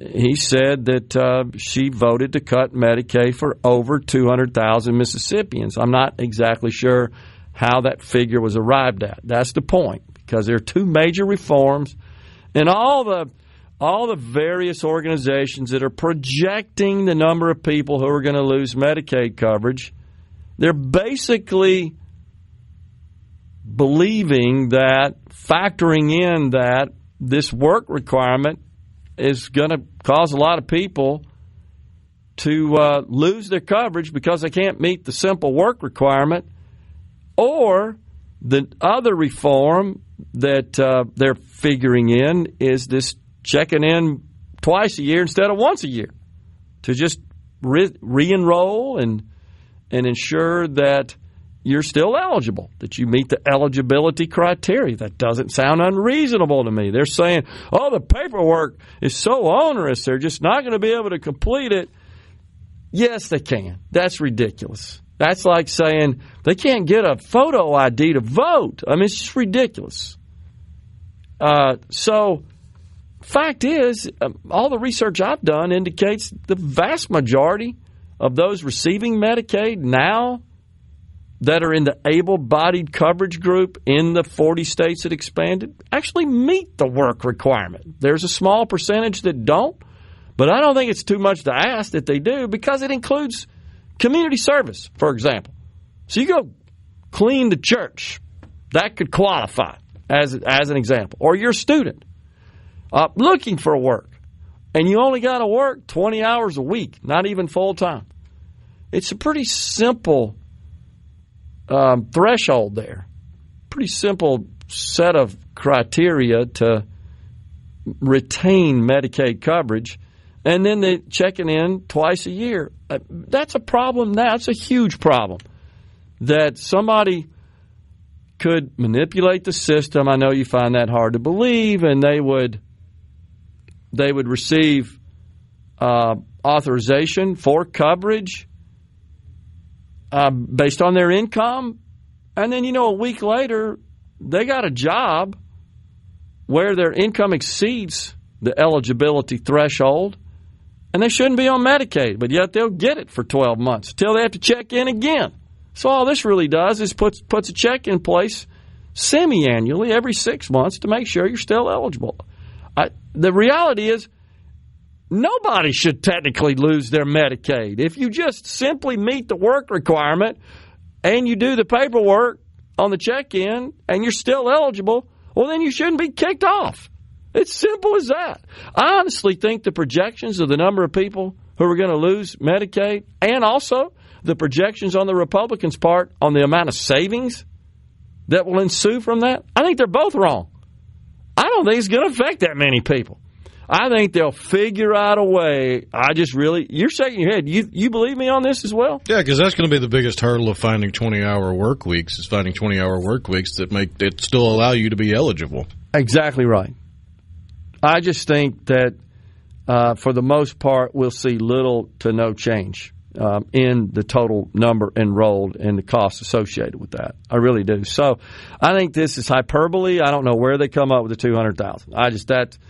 That is 35%. No, I just don't see it. when you consider that 440,000 are children. And the only reason a child would be denied Medicaid coverage is if the household income for the child no longer is eligible. That's the only way. Because the criteria there for a child to receive Medicaid, that's pretty much it. So you've got lots of households where the children are on Medicaid, but the parents are not, don't qualify. Because they're able-bodied and they're working. But their income is below the threshold that enables the children to be covered. I just think this is just more Democrat hyperbole. And also, Robert Johnson, he's the minority leader in the House. We're trying to get him on the program to talk about this press release. He too made a statement, as did Derek Simmons. He's the Senate minority leader. So, Senate minority leader, the House minority leader, and the chairman of the Democratic Party all weighed in, really scolding Senator Cindy Hyde-Smith, criticizing her for voting for Trump's big, beautiful bill. Pretty much it. One problem you would think if they were that worried, they would include both of our state senators that voted on it. Yeah, well, I think they're focused on Senator Hyde-Smith because her election is next year, and they've got a Democratic candidate that's going to be challenging. Which her. Logically means they're putting their potential political gains over their actual give a crap on the issue at hand. Right. So on the C Spire text line, one problem with Medicaid is there's a child on Medicaid. Both parents are working and don't claim to be married. I know that for a fact. So, yeah, I hear you, but here's the deal. It's not based on whether or not they're married. It's based on the household income, which means everybody that lives in a household, you add up all their income, that's how you determine if children or anyone in that household, honestly. It's based on household income.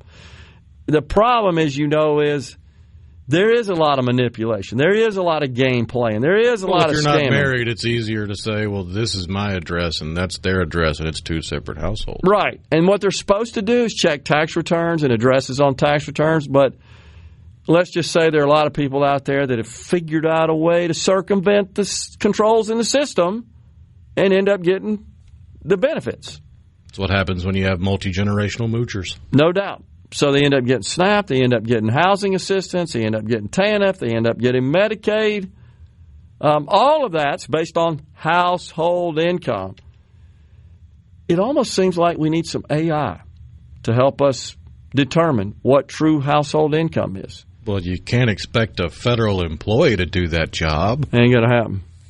Come back to the not my problem. Yeah, and the person says, exactly, that's the problem. They're only claiming one-parent household income. The problem is they're not using the household address on their tax returns. They're using other addresses, yet they're still living in the same house and paying for the household expenses. That's the problem. We don't have enough people to go verify all that. That's how you end up with people receiving benefits that aren't eligible. It takes an army of people. That's why I'm suggesting we really do need technology to assist in the effort of determining eligibility. It's the only way to do it. Let's see. Well, you have a year before the election. Bring the proof of all the losses to Medicaid and SNAP. Yeah, I hear you. They'll find one person with a sob story, and they'll be all over the news. I think they'll be the new Maryland man, the new person to be lionized for the cause.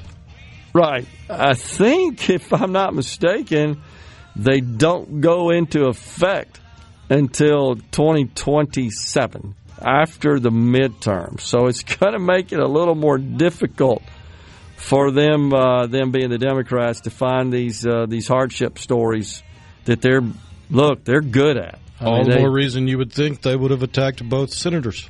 But they don't actually care about the issue at hand. They just care about regaining power. That's unfortunate but true. We're stepping aside for a break. We're coming back in the Element Wealth studio.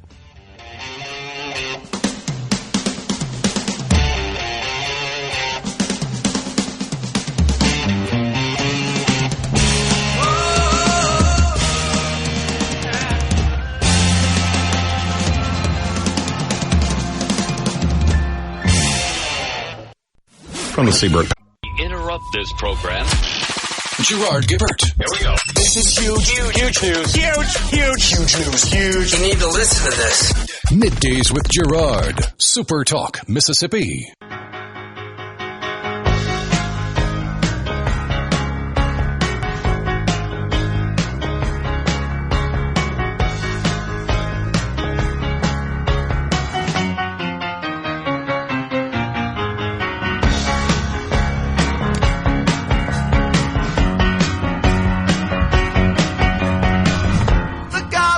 Little Martha Hoople.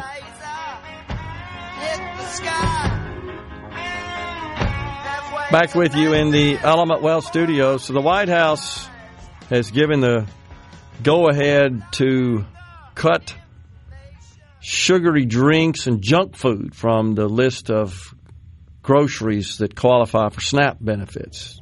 Arkansas got a waiver and has implemented such a policy in the state to our northwest. We should do that immediately in the state of Mississippi, day one, when our legislature's back in session. If you guys are listening, get ready. Drop a bill to do so. This is a no-brainer, in my view. Is it unreasonable that if I'm a taxpayer and I'm paying for your food, that I ought to have a little bit of say-so?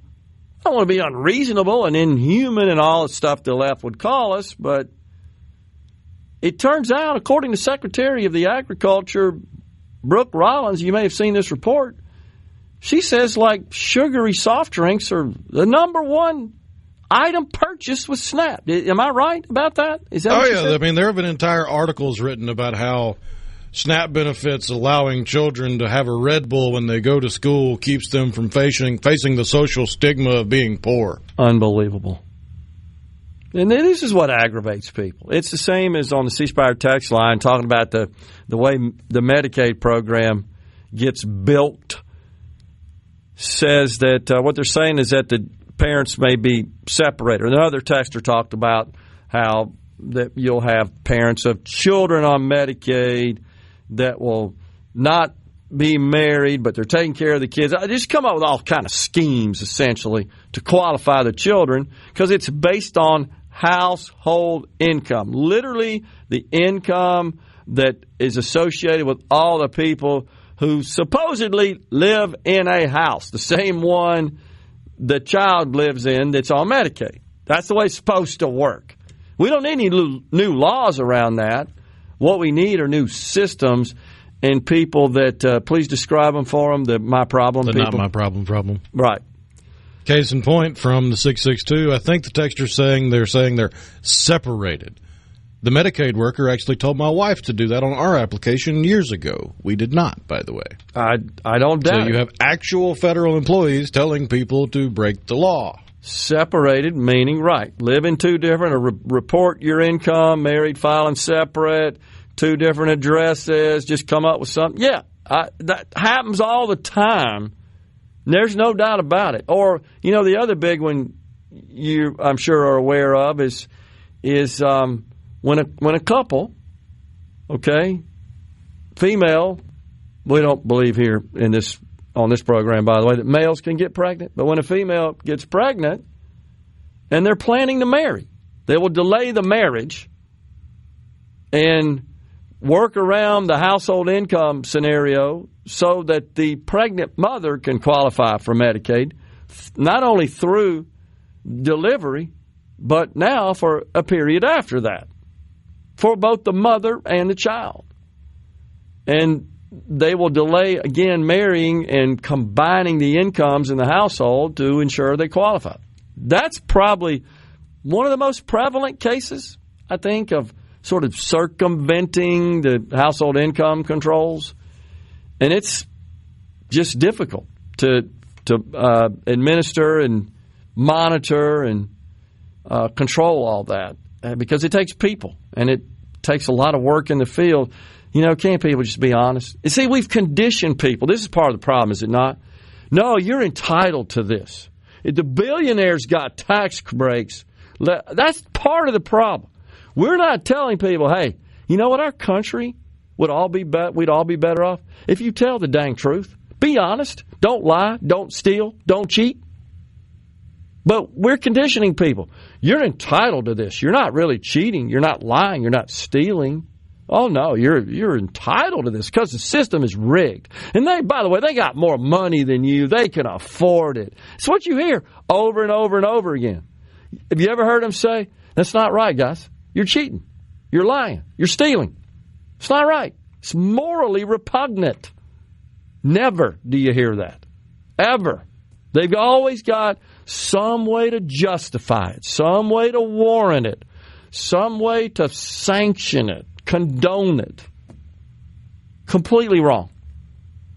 And it's unjust to the people who are absorbing the costs. I may have sent you a clip of another nut that's, I can't remember, I should say, if this person is in Congress or not. I think I sent it to you, and it concerned Social Security. Yeah, I sent it last night about 10:30. I know this is crazy. This is what I do after hours, is come across this nonsensical craziness. But this is a person talking about Social Security. This is a great example. You got it? Here we go. American or family of four reaches $170,000, they stop paying into Social Security, which means somebody that makes $170 million pays the same $10,000 into Social Security as that family of four that made $170,000. So the longer-term financial stability actually can be fixed, and the biggest part of that fix is to tell people in the income bracket of Donald Trump, Elon Musk, Warren Buffett, hey, guys, you need to keep paying into Social Security because it undergirds the very promise of America, which is that no one who reaches their golden years should die in poverty, and no one who becomes disabled should have their children kicked to the curb and have to live under a bridge. Tell me again who exactly that is. I don't think it identified him, did it? Was this? No, but it's on MSNBC, so you know they're full of it. Let's see if it's in the description. I couldn't remember if it was MSNBC or CNBC. Yeah, former Social Security Administration Commissioner Martin O'Malley. That's right. That's exactly why I stored it now. You just reminded me of it. It was the person who ran the dang Social Security Administration. This isn't a person just off the street here. So I don't even know where to begin with how much is wrong in his analysis there. So you heard him say, yeah, if you make $170 million, you still only pay $10,000 in because the threshold was reached at 174.4, 176, whatever it currently is, something like that. Here's the thing he doesn't tell you, though. Let's just say that you scrap the cap. That's what the Democrats want to do. And the person who makes $170 million a year pays the full boat 6.5% Social Security contribution. That means they're paying in $10 million a year. You know what they get out? 60. They don't tell you about that. We want you to pay in $10 million a year, but by the way, when you apply for Social Security benefits, you're maxed out at roughly $60,000. They don't tell you that. So where's that $10 million going? To pay for everybody else's benefits. That's his cure, and that's deemed as fair. And it's deemed as unfair now. Oh, I only paid in $10,000. Yeah, a year, forever and ever. And so did my employer, by the way. But I'm still locked into a maximum of about $60,000 a year. Maximum benefits that this person would earn. But no, he's not political. He didn't name Bill Gates or Mark Cuban or any other leftist billionaire. He had to name the right-leaning ones. That's exactly right. That's a good point. Same situation for them. So, okay, so if they paid in $10 million a year and you not only scrap the cap on contributions, what if you scrap the cap on benefits? You know that would make them go nuts, wouldn't it? Because then people like this would be getting like $2 million a year in Social Security benefits. But they would have paid in $10 million a year. I've actually seen people say, suggest this. Well, yeah, we need to scrap both, and that would fix it. I've seen people on the right say this. And it's like, are you not familiar with, what's it called, the in multiplication, the principle of multiplication, when you multiply both sides of the equal sign by the same figure. I can't remember the principle. It's not the distributive principle, I don't think, but something to that effect. But that's why that model doesn't work. If you're going to strap the cap on both contributions and benefits, you're essentially multiplying both sides of the equation by the same figure. That doesn't change the equation itself, the equality. Unbelievable. But that's how these people think. Yeah, it's just that simple. Just let all these other people pay for everybody else's retirement. That'll fix it. As if that's fair. Unbelievable. We're going to step aside for a break.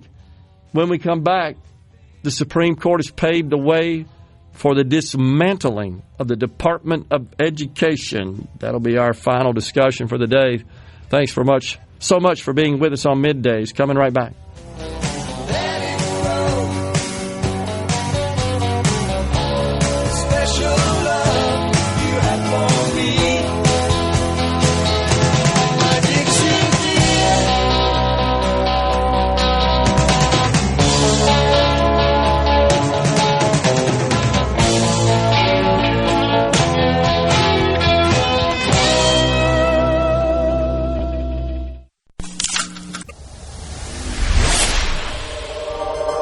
Gerard Gibert. Going beyond the headlines, breaking down the stories that matter to Mississippi.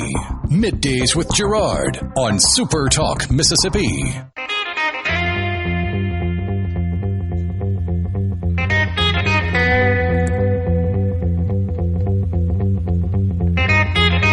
Welcome back, everyone. It's Middays from the Element Wealth Studio. So, Supreme Court says, have at it, Mr. President. Start the dismantling of the Department of Education. That's after they ruled, essentially cleared the way for the Education Department to fire hundreds of employees. This happened just yesterday. So the president has made it clear he intends to dismantle. You know what's refreshing?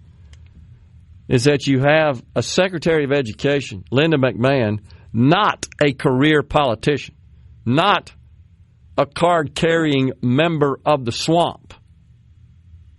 She doesn't care. She's wealthy.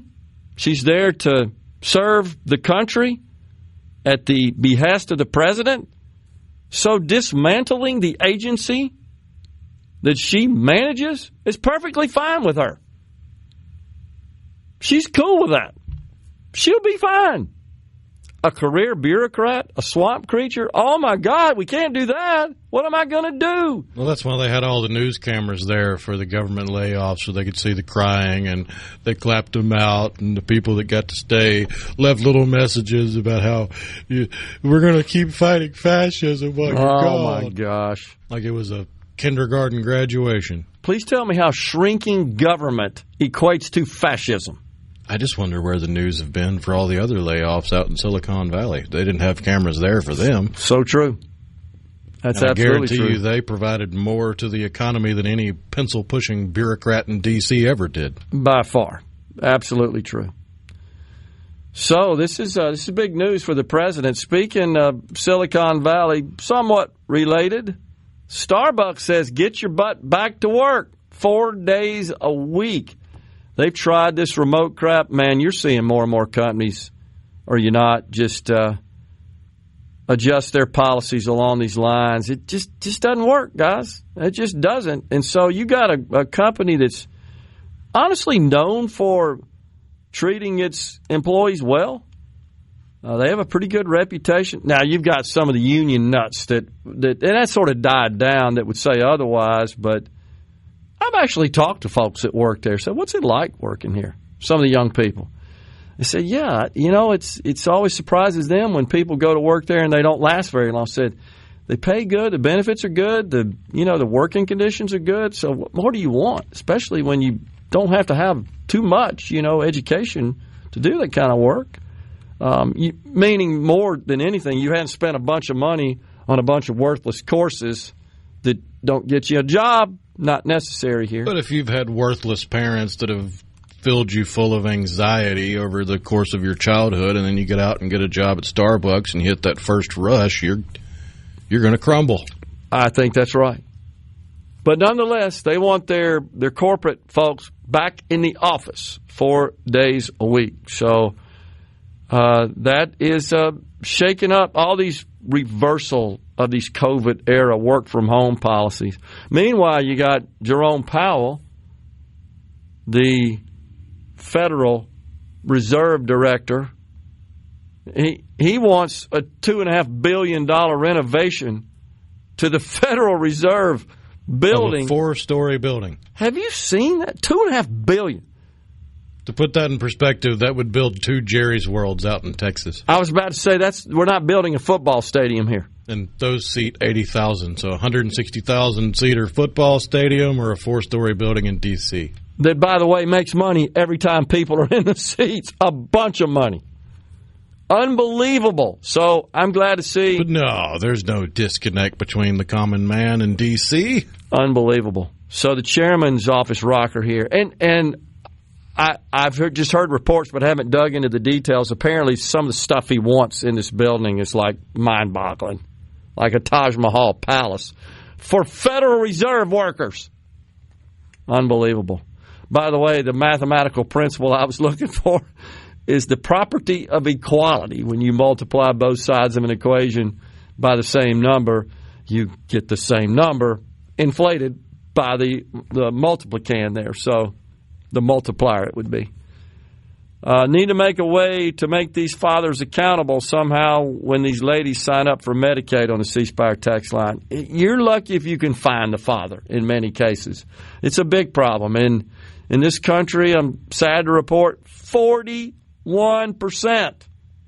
41%, I checked it last night, of babies born in the United States are covered by Medicaid, meaning they're born to mothers who qualify for Medicaid. They may be scamming it, but at least on paper, their income qualifies them. In Mississippi, unfortunately, 57%.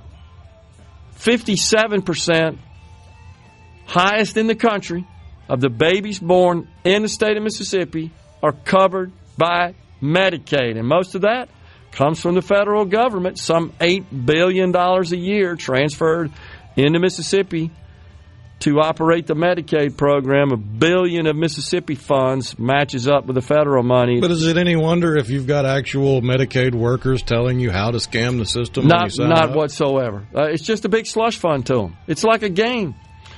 We're out of time here today. Thanks so much for joining us. Back with you again tomorrow. Until then, stay safe and God bless everyone.